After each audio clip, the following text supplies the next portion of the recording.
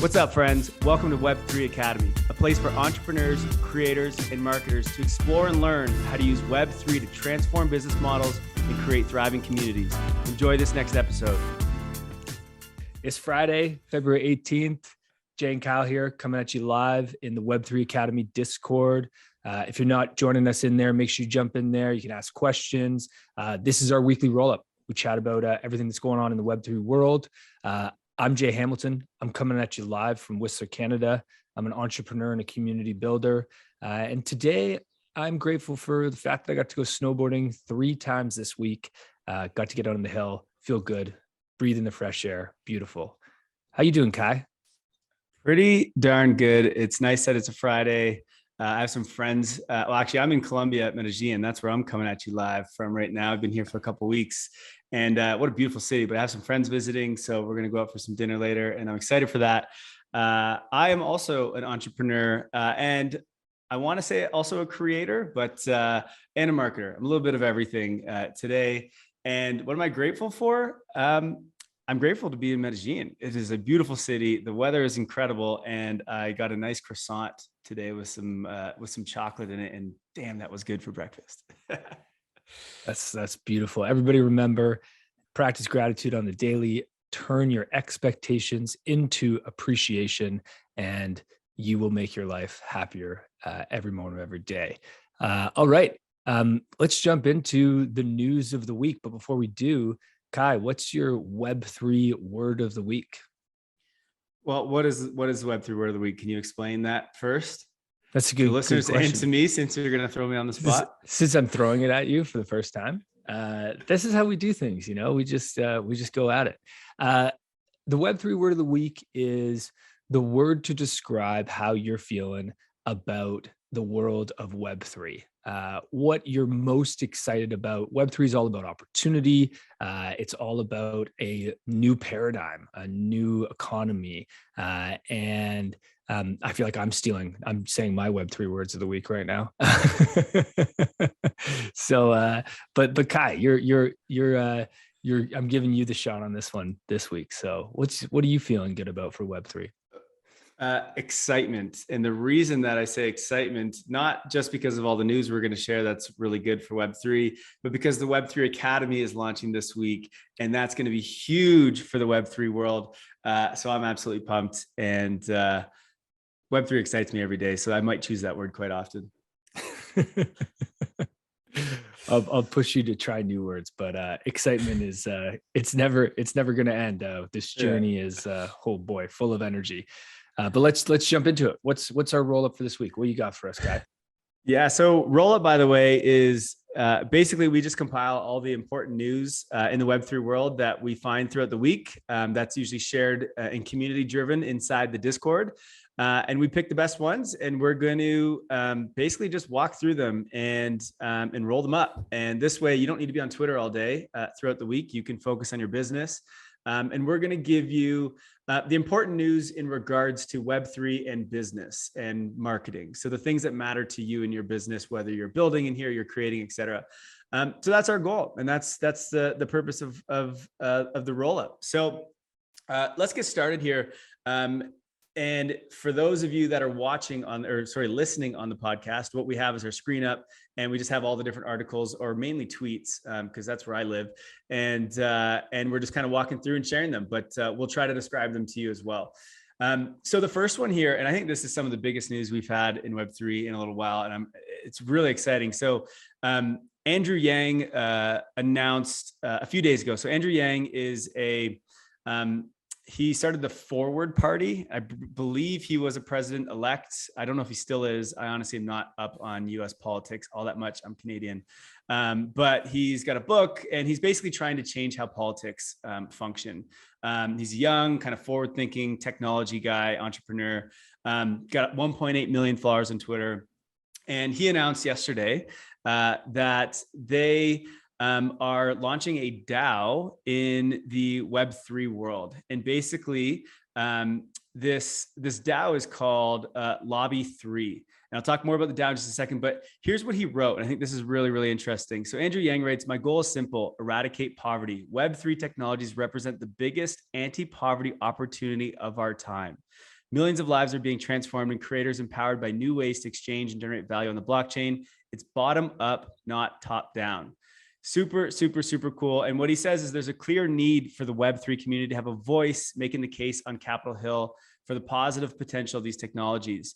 And so that's basically what he's trying to do. Is there's a lot of FUD and issues going on in regulation right now. Biden actually just announced that next week they're going to be putting out some, we don't know what yet, but they're putting out something on regulation. And Andrew Yang wants to make sure that we have a voice. We have a voice at Parliament, at Capitol Hill, and we make sure that regulation is positive for the Web3 world, because he believes that it's an anti-poverty technology, and I absolutely love that. We hear anti-censorship. We hear anti. What's the other one?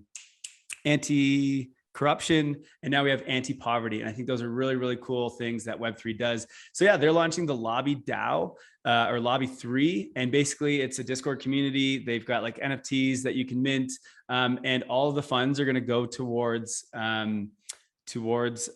politics and making sure that we're lobbying to the right people and getting regulations done in the right way.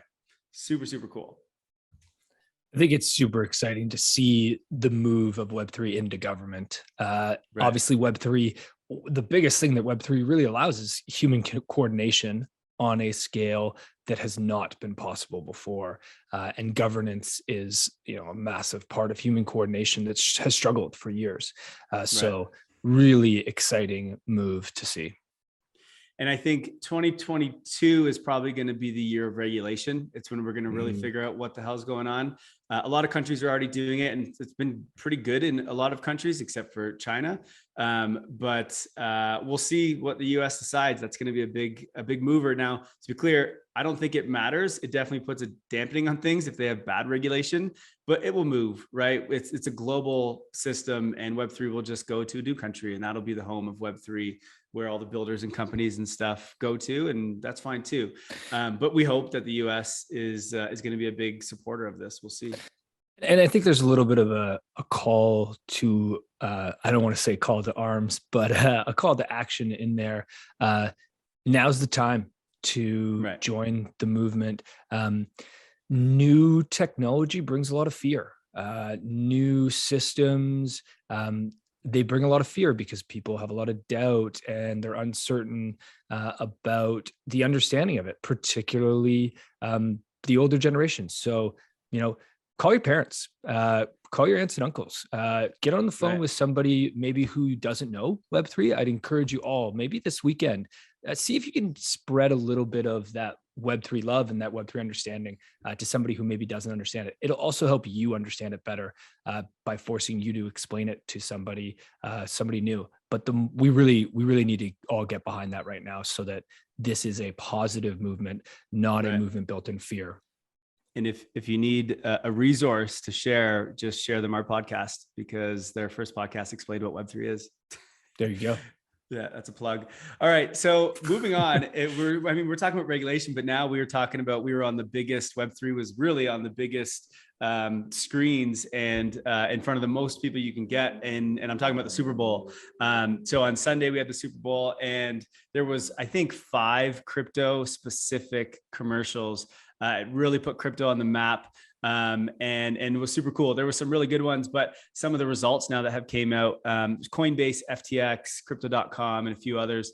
And so some of the apps, their downloads spiked by 280% following the Super Bowl ads. I think Coinbase went from like 200 and something most downloaded at the time to like number 2 in like minutes. It was insane how fast it happened.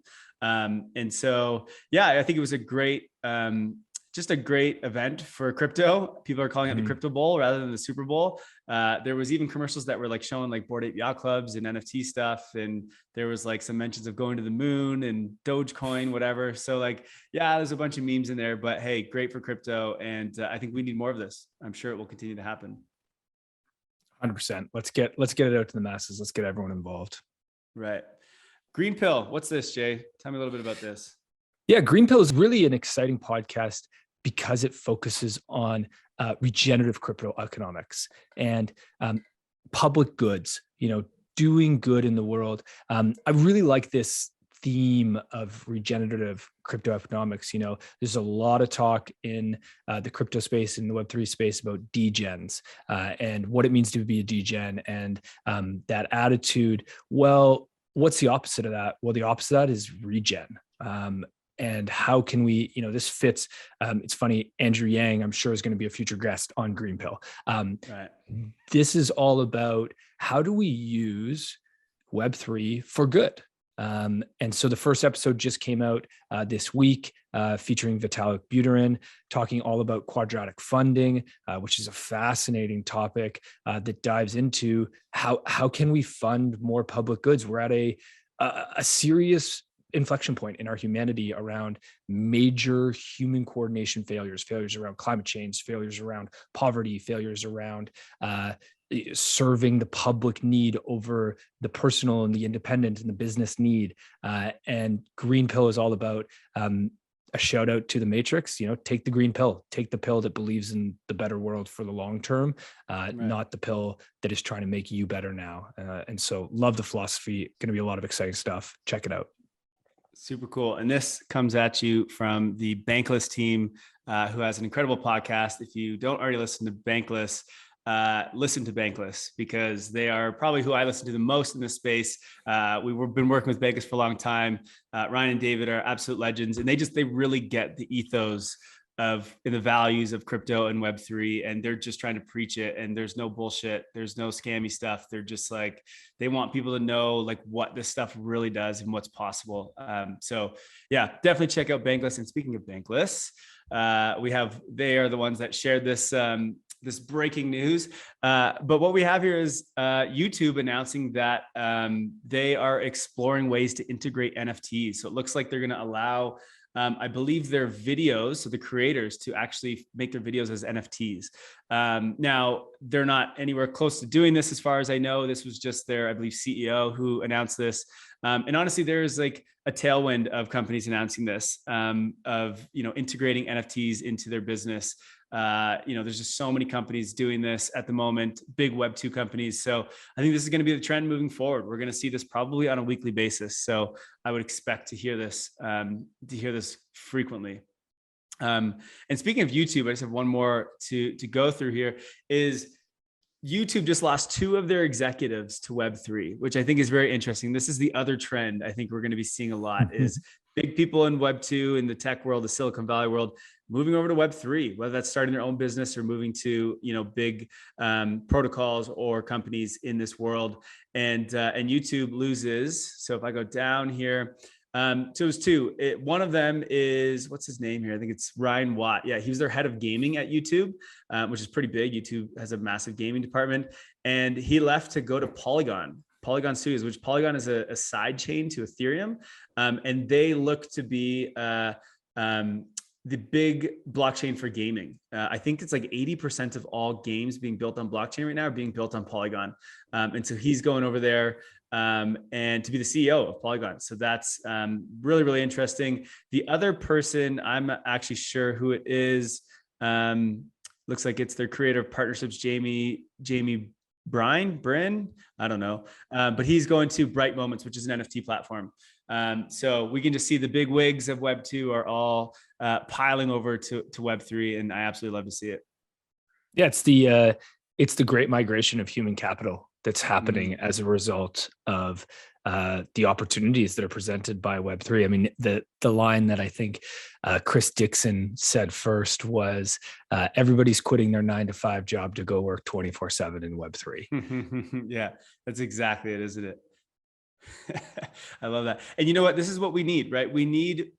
We've had some good funding in crypto, and especially over the last year, we've had like incredible funding. And I mean, people have made tons of money in crypto. And so they have put that back in. So the money's been there, and now we're getting the human capital, the big brains coming in. And I think that's just going to be huge for Web3.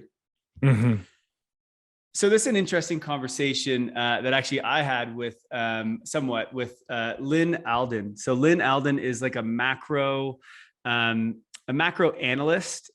She's pretty big on Twitter. I think she's got hundreds of thousands. I don't know what it is. Let's see. I can see here. Yeah, 365,000. She's known by a lot of the big macro people and investors in this space. But she's known as a Bitcoiner, and she loves Bitcoin because it's decentralized and it's, it is what it is now. They're not really improving Bitcoin all that much. She's not a fan so much of all the other stuff. And a lot of Bitcoiners believe this. I think the rest is just shit, right? They call it shit coins.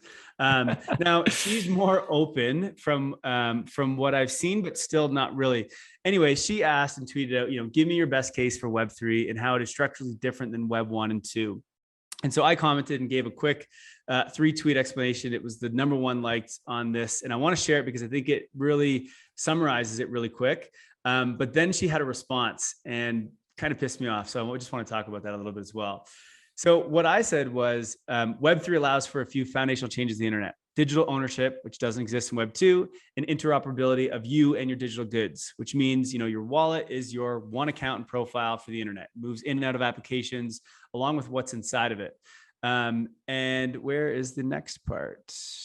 Here, this means no more hundreds of accounts and passwords, no friction to move from one platform to another. It creates an internet experience more like the real world, i.e. if we buy a shirt, is what I meant to say, but it looks like I said shit, in a store, we don't have to leave it in the store when we leave, right? That's the Web 2 style. So tokens like fungible and non-fungible act as business tools for funding, capital distribution, governance, access, IP, whatever. But it's 100x better than the traditional world because they can be created with zero intermediaries in seconds and be available on global liquid markets immediately. It's a game-changing thing for the world. A lot of other people's stuff were like, I don't know, it's decentralized, blah, blah, blah, whatever. So it is those things too. But I think it's more the use case of it all is what I look at, not like the ability to just speculate on tokens. So she agrees and she thinks that's really cool. But her response was short Web3 and go long Web 4. So basically what she's saying here is that, all the right statements are in Web3. So she likes what Web3 is doing, right? Keeping your own data, being uncensorable, the interoperability, et cetera. But her complaint is that right now it's VC controlled because there's a lot of VC funding and it's pseudo Web 2 platforms, meaning they're not fully decentralized yet, whether that be the applications or some of the blockchains that are on it. Now that's up for debate. Ethereum, in my opinion, is very decentralized and only getting more and more as we go. Some of the other ones I do agree with, but here's my problem with this: short Web 3, go long Web 4. What she means is eventually it will figure it out, and then she's long, Web 4, she's calling it. But here's the thing: we don't get to Web 4 without Web 3. We need the thousands of developers and all the money and investment right now and the supporters to actually make people build this, experiment, make the mistakes. And then as a result, the good stuff will come. And Web 4, I don't think it'll be called that, but that's what she's using. And then, yes, it will be great. And it will do all the things we want it to do. So yes, Web 3 is not perfect right now, but you can't just say, screw it, it's shit. And she actually and not just her, but others like Jack from Twitter, they actually publicly shame it. And it's well, you believe in all these things. You want all the things that Web3 is talking about, but you won't support it until it gets fully there. It's just a bit insane in my mind. And if anything, it slows down the development and the funding and it makes it harder for the thing they want to happen to actually occur. So I tweeted her back and, I think we had a bit of a battle, but yeah, I just wanted to point it out. It's look, I know Web3 is not fully there. It is clunky. It is not fully decentralized. It is not fully interoperable. We don't know good tokenomic structures yet. In some cases we do, but not really. But look, we gotta play around with it. We gotta learn. We gotta experiment. We gotta build. And to do that, we need developers. We need funding. We need support. So hopefully she'll change her tune, and so will some others. And we'll just continue to support Web3. I think as well, the word that comes up to me is the word revolution.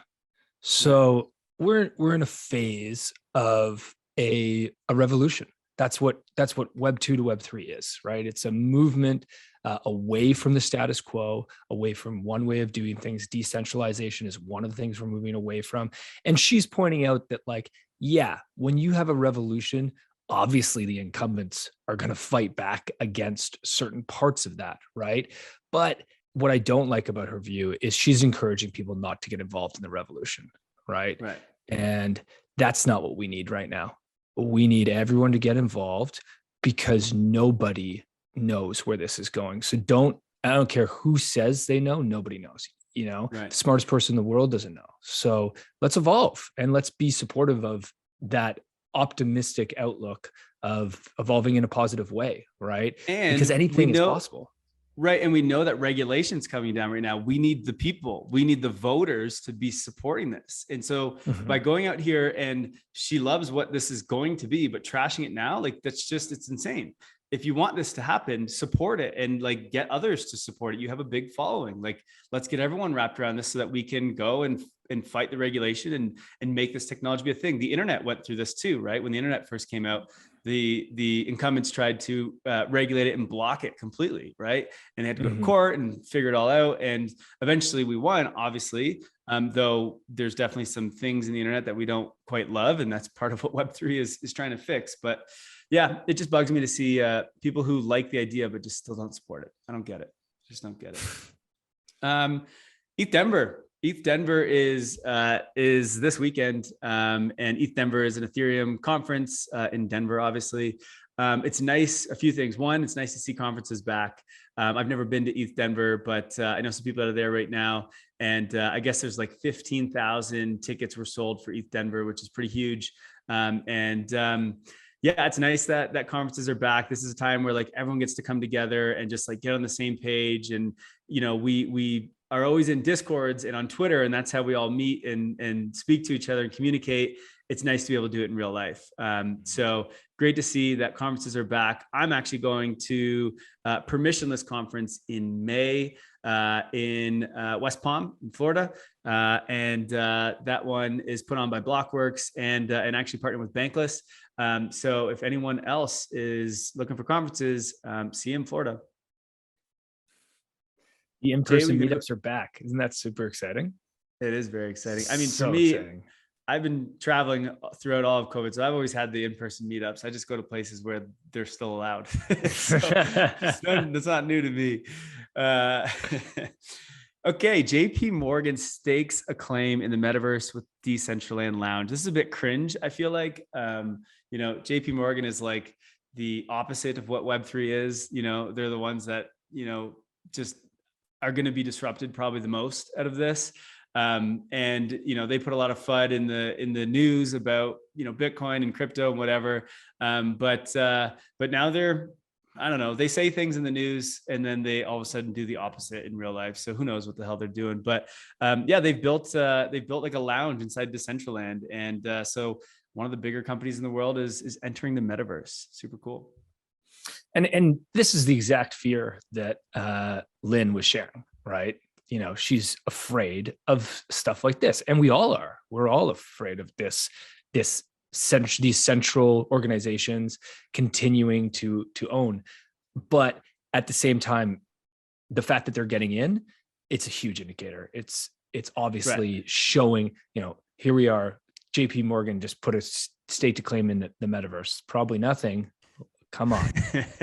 And I mean, the announcements we've had over the last month of people entering the metaverse, I think it was McDonald's filed a patent or something to enter the metaverse, Walmart, again, all cringe, but like, cool. Great for the metaverse. Maybe eventually we'll see. I don't know what McDonald's is going to do in the metaverse, but we'll see. Here's a weird one that I came across. The New York Stock Exchange wants to be a marketplace for NFTs, just like they are with stocks. You'd think they'd start with like crypto first, right? Like with tokens, because it's very much similar to stocks, but going straight to NFTs. Who knows? I guess that's cool, but very interesting. I never would have thought that was going to become a thing. So just interesting. Any thoughts on that? I don't know what to say about that one. Like, let's see. I mean, yeah. See you guys. All right. So last one we have for you here. And this one just came out and it's an exclusive that Universal Music is developing collectible NFTs in a deal with Curio platform. So music NFTs is It's still very, very small. It's kind of new. It started to gain popularity at the end of 2021, but a lot of people are predicting this as like the big thing of 2022. And so it's going to be very, very interesting that the music industry is about to get disrupted again. Yeah, cool to see some of the bigger studios already diving in and getting into this. So far, it's been a lot of mainly just artists and a lot of underground artists. Although there are some bigger ones like Nas and Snoop Dogg that are kind of getting into this world too. Yeah, I mean, this just shows it's diverse. Web3 is literally going to disrupt every single industry at some point.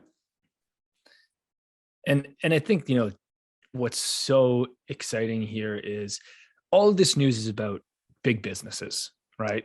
You know, because unfortunately, JP Morgan has the PR budget to get on a major news outlet, and Mr. Joe Entrepreneur, who we would love to highlight. So if there's anybody out there that's an entrepreneur or an artist that's launching a project, we want to highlight you on Web3's Academies, on our podcast, on our weekly Rollup, because here's the thing, Web3 is for everybody.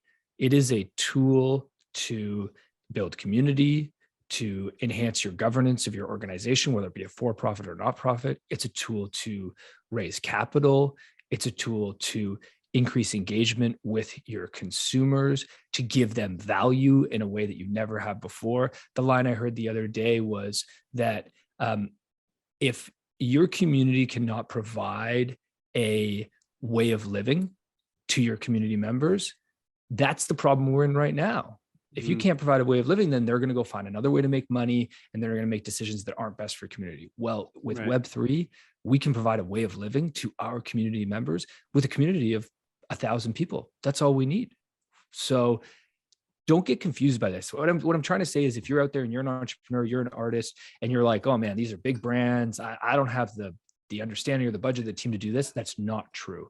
We are here to simplify Web3 for you. We're here to teach you how you can use it in your business today. We're here to give you the frameworks and the tactics that you need to launch an NFT for your business, to launch a token for your business, to use a DAO to improve governance in your community. So please don't hesitate. If you're scared, ask us. If you have fear or FUD, you know, come on. Like, we want it all. We want to help you. We're going to simplify it. We're going to make it possible for you to use this stuff too. And on that note, we're actually, we have this Rollup episode on our podcast. We also have what's called the Web3 Doers Spotlight. And it's exactly what Jay was just talking about, where we're going to take people inside of our community and outside, just experts or people that are actually doing things in Web3, not people that are talking about doing things, but really have done them. We're going to interview them every single week and find out what they're doing, what worked, what didn't work, what they would do differently, and what they're up to and where they're going to go with it next. And I think that's going to be super, super helpful for everyone to just like start wrapping their head around real world use cases and see what's working, what's not. And I'm super, super, super stoked for that. I stayed up real late last night writing a list of people that I want to interview, but I want to interview everyone in the community. So those that are joining the Discord community, there is a form in there if you'd like to be spotlighted, I guess is the term we're using. And yeah, fill it out. And look, you don't need to be some big time person with a big Twitter follower or whatever. We don't care. We just want to know if you're doing something, we're in, we want to speak to you. We want to share your story and we want to learn from you. And we hope that our community will do the same. Well said. Well said. Thank you, sir. All right, Jay. Well, that's a wrap. That was our first Rollup. Thanks so much for attending, everybody. See you guys next week. If you are not in the Discord, in the podcast notes, in the description, there's a link, and that's where you're going to join. And we will see you in there soon. Take care, friends. Thank you. Much love. Have a good weekend, everybody. Thank you for listening to Web3 Academy. We hope this helps you along your Web3 journey. And if it does, please share this episode and subscribe so you don't miss the next one. By the way, if you have yet to join the Discord community, you are missing out. This is where all the magic happens. This is where we learn, where we ask questions, where we network. You want to be in there. The link to join is in the description below. And finally, a quick disclaimer. Nothing in this podcast was financial advice. Crypto and Web3 can be risky. You can literally lose it all. In fact, if you invest on account of what we say, you probably will lose it all. So don't do that. In all honesty, the point of this podcast is to remove the noise of markets and price and focus on utility and implementation anyway. So you should not take any of this as financial advice. Thank you, friends, and see you in the next one.